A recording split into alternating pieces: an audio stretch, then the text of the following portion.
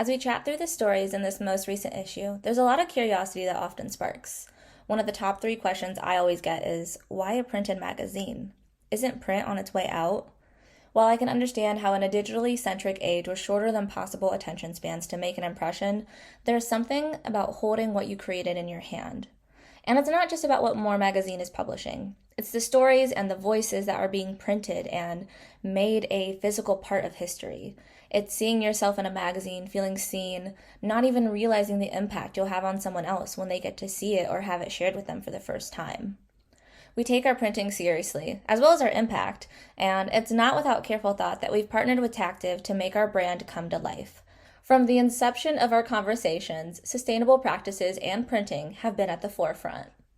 Tactive is based in our home city, Indianapolis. Though, like us, their impact goes beyond our city and state lines, extending to communities that the eyes can't see. And yet, the hands get to hold pieces of a brand that make moments more intentional and long-lasting, easily aligning with our brand by supporting community initiatives and organizations, like our nonprofit neighbor Indie Pride, and finding ways to serve their stakeholders. Tactive is one of the most impact-conscious businesses we've had the pleasure of working with. We all want a little more of more in our lives, and when we first considered putting our brand on swag to share with students and those wanting to spread the word to seek more, Tactive was a key voice in helping us determine how to make our brand have a tactile and meaningful impact rather than printing something without thought. As a small woman-owned business, I'm grateful to have folks in business I can rely on to have conversations that will move more forward in strategic ways, and I'm doubly grateful to work with Tactive as we make opportunities reachable for everyone together. To learn more about how Tactive can bring your brand to life, head to tactive.cc. That's TACTIVE.cc for more information. Hello and welcome back to Let's Talk More on Monday. I am your podcast host, Chloe, and we are continuing our Issue 8 beauty series today with one of our contributors, Stephanie. I'm so glad to have you on the episode today. You're going to talk a little bit about your piece, The Fun of Getting Dressed, which I think is such a great article. It really digs into an awesome topic of beauty, which is how we present ourselves through our clothing. So thank you so much for joining me, Stephanie. Sure. Thrilled to be here. Thank you so much. Yeah, absolutely. So I would love to have you just introduce yourself to the audience, let them know who you are and maybe how you came to work with More. Sure. My name is Stephanie Grabo. I'm a style coach, which is a little bit different than a stylist. It means that I work with women on understanding what their style is and how they want to present themselves, where a stylist really puts an outfit together. We're going a little bit deeper to really think about communicating and how to meet your goals. So I think I came into this because I just kept showing up places that the women from More were. And Ariana reached out to me and said, I love what you're talking about right now, because the women that I work with are primarily in the workspace. They are leaders, they're entrepreneurs, they're in the corporate world, or they are solopreneurs doing their own thing. And they are women where their image really impacts their income. So that is the thread there. And I talk about that a lot in public because I think it's not something we think about enough. So it's really something I'm very passionate about, really empowering women to feel confident to go out and make their impact. Yeah, I think that really shines through in your article. And, not only how we present ourselves and how we can get ahead in business, but that you can have fun doing it and find a lot of individuality in the pieces that you choose. So yeah, I think you definitely achieved your goal there.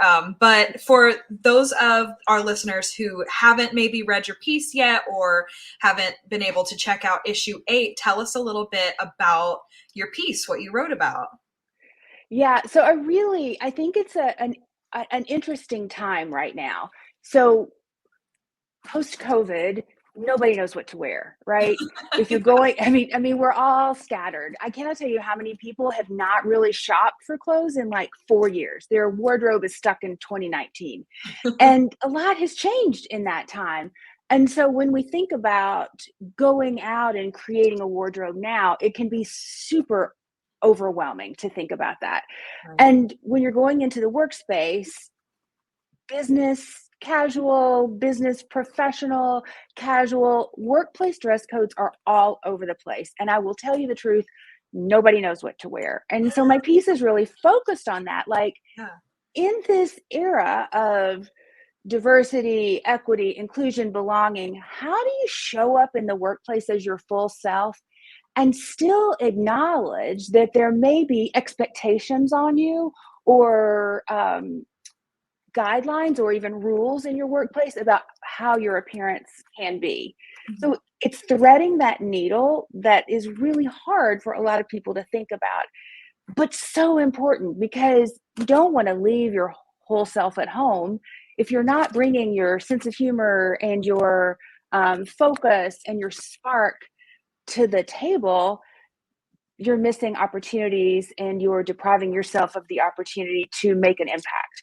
So there's a balance there between what's the culture expects of you, if the culture is your workplace or your community or the larger world, and how you want to present yourself. And balancing those two is really important right now and also really hard to figure out. So my article sort of talks about that. Yeah, I think it's very interesting how none of us are very sure what business casual, business professional, like what those mean, and they can differ from business to business. But Absolutely. yeah, I think you've touched on something very real in that there are expectations for the way that we look, the way we present ourselves, and that you can be overlooked if you don't present yourself a certain way. And Yes. Yeah. Overlooked or diminished in some way. People may not think as highly of you, or you may not be the person, if an opportunity comes along, you may not be the person that they think of at the top of the list to take on that opportunity if it's not seen that your image really meets what the expectation is. The counter side of that is that you want to be, I think about hair a lot. I have got this big mess of curly hair, and it's really, hair is a really important subject, especially for women of color. If you're wearing locks or braids or dreads, like how do you take that into the workplace? For years, we tried to press my hair straight because wild curly hair in the workplace, and I came from a corporate environment, was just not seen as professional, right? So I was yeah, constantly you're pulling less it back. polished. Exactly, exactly. Now we recognize that that's just not true. And I really am not going to spend an hour fighting my hair every morning because I got too much to do. So I'm going to wear my hair naturally and it's going to go. And natural hair is what I want. If you want to press your hair, you go for it. But the point is, you get to be who you want to be in Mhm. the workplace. Does that Yeah. make sense? Yes, absolutely. And I think there is a big conversation around, women of color and their hair not being seen as professional. And that Right. does play into any kind of curly hair. Like, it doesn't mean that you haven't put in the effort, that you're not getting regular haircuts, that you're not polished and professional. It's just Right. a presentation of yourself. And I think we have lowered Exactly. those expectations a little bit more now that we're having more conversations about it.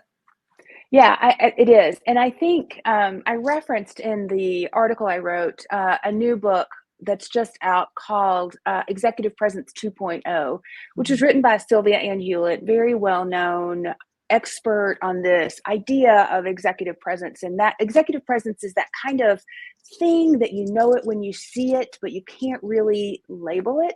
Right. It's a bit of gravitas, it includes polish, it includes the way you can command a room, all of those sorts of things. But really interestingly, the thing that she noted, so she did the original research, wrote the book 10 years ago, and has just updated it in this new era. And the thing that changed the most over 10 years was appearance.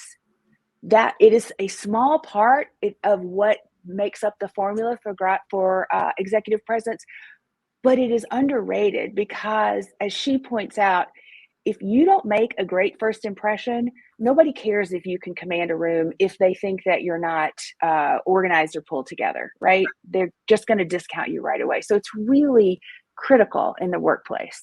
Yeah. But I appreciate that when you mentioned that book and you pulled a little excerpt from it, that one of the core principles that she talks about and that you focused on was authenticity, and how Yes. important it is that even if you do look polished, even if you've made these choices, that if it's not you at your core, it's still going to show in ways that you may not anticipate. Right. Right. I mean, I think, we all know if you put something on and it just doesn't look like you, maybe it's too fussy or it's too structured, and it affects how you stand, it affects how you feel. It really truly affects your cortisol levels, your ability to focus. Like it can really mess with you. And if all of that is going on in your head, you are not going to be present for the people that you're talking to. You can't give them your full attention because in the back of your head, there's this loop going on, which is like, oh my gosh, this jacket is too tight, right? You can't show up if you don't feel great. And so we Right. want you to feel great so that you can show up. Yeah, and be present in the moment and not be thinking about whatever you have on your body. Exactly. Exactly right. Yes. So when you were chosen as a contributor for issue 8 beauty, what was the core of your inspiration for talking about this? I know that you're obviously this is kind of your line of work, but what kind of inspired the core message of this piece? Yeah, I think it's the continual conversation that I'm having with women everywhere I go, Mhm. constantly for the last year is what do we wear to work? What do I wear to this conference? I don't know how to show up. I can't find anything when I shop in the stores. I'm bored with my wardrobe, or my body's changed in the last 5 years. My style has changed. I've gone through transitions. I'm a mother now, or I'm an empty nester now, or I'm starting a new job, right? Everybody's got all of this flux and flow in their lives, Yeah. and they want to know how to show up for it, but they just don't know what to wear. And it is a conversation that I'm having with women absolutely every day. And that's why I thought it was really important to address it.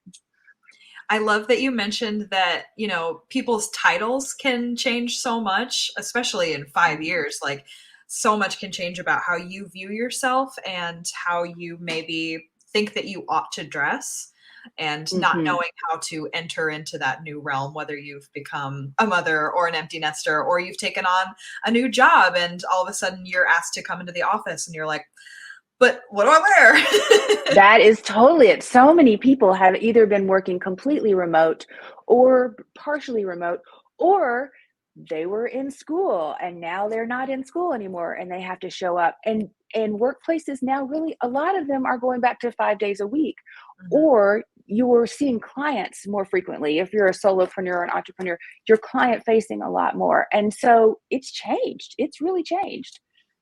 Yeah. A lot more valuable FaceTime, which is great. It is great. I'm all for it. Yes. Yeah. Yeah. As an extrovert, that feeds me. Yeah. So, Fills your cup right up. yeah, absolutely. Yes. That's great. Well, I would love to get your take on the pictures that you selected for your article.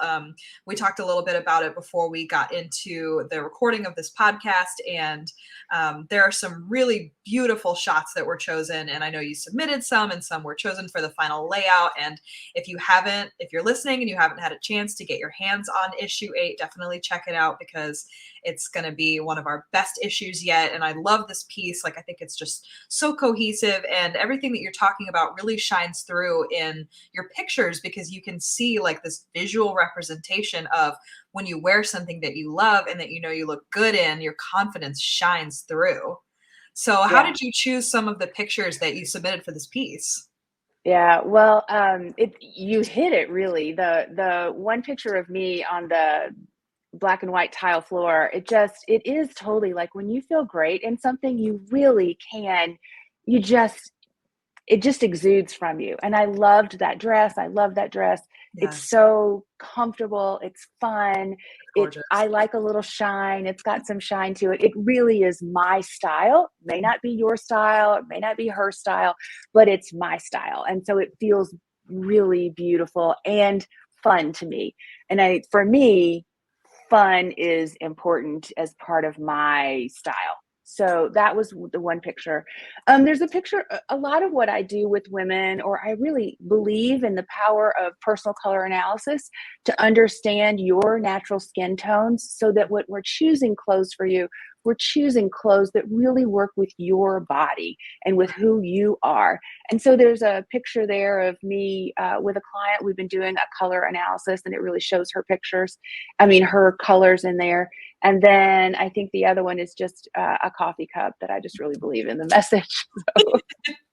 I love the color analysis picture though, because that has become so trendy online. I've seen so many people going to get their color match and then being like, oh my gosh, I'm a true winter. Why haven't I been wearing these colors before? Right. It really does impact it. I think some people think, oh my gosh, it's going to be restrictive, but it actually is very freeing because you're like, now I know that all these colors work for me. And when you go shopping, it can really shorten your time. You can be like, I'm going to eliminate that whole side of the store. I'm going to stay over here.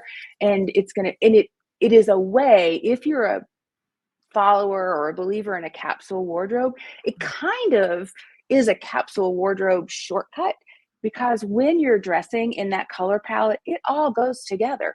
It is like mix and match Garanimals for adults. Like it's really hard to make a mistake if you're matching up colors on your color palette. So making things easy is really important because we are all so busy.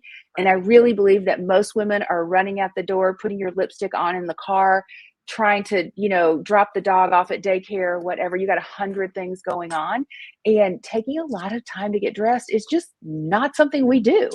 Right. Well, for our listeners that may not know, can you tell us a little bit about what a capsule wardrobe means? Sure. A capsule wardrobe really started, I don't know, a long time ago, but it's this belief that you can have a limited number of items in your closet and the ability to mix and match them and wear them lots of different ways. So people come to capsule wardrobe. Some of them come from a belief in simplicity, wanting to just make things easy for themselves. Some people come of it from an environmental standpoint. They don't want to waste a lot of clothing, so they want to be really specific. Some people come because they want a capsule wardrobe because it's easy, right? They don't have to think about it. Mm-hmm. I always say a capsule wardrobe can be as big or as small as you want it to be. So you can have a 10-piece capsule wardrobe, or you can have a 100-piece capsule wardrobe. The clue is that all the pieces work together to create really an endless number of outfits. Yeah. Awesome. Well, that is going to do it for our Let's Talk More on Monday episode. If you want to hear a little bit more from Stephanie, we're going to get more into what the piece really means to her and her advice as a style coach for how you can implement some of these things past what may be mentioned in the article. So make sure to join us over on Patreon and save a seat with more. We're going to dive into it. And if you support us on Patreon, that helps us with our internship program. More is always working to make opportunities reachable for everyone. And that allows young women in college to build up their portfolio and learn more about how to be a businesswoman. So thank you, Stephanie, for joining us on Let's Talk More on Monday. I'll see you over on Patreon, and thank you guys for listening.